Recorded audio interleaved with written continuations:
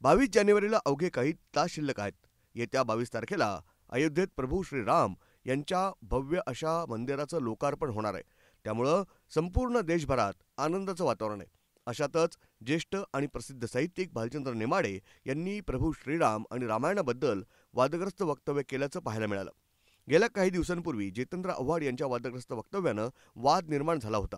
त्यानंतर आता भालचंद्र नेमाडे यांनी केलेल्या वक्तव्यानं पुन्हा नव्या वादाला तोंड फुटण्याची शक्यता आहे. अनेक रामायणांमध्ये राम वेगळा आहे.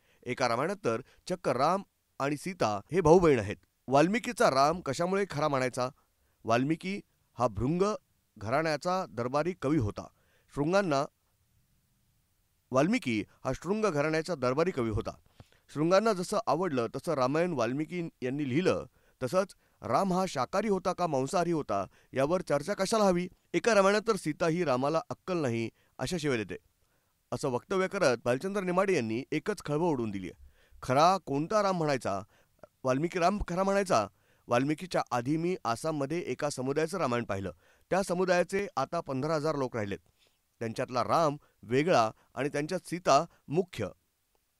ती रामाला आज्ञा देत असते, रामाला शिव्या देत असते, असं भाष्य त्यांनी केलंय. Bureau report, metro news.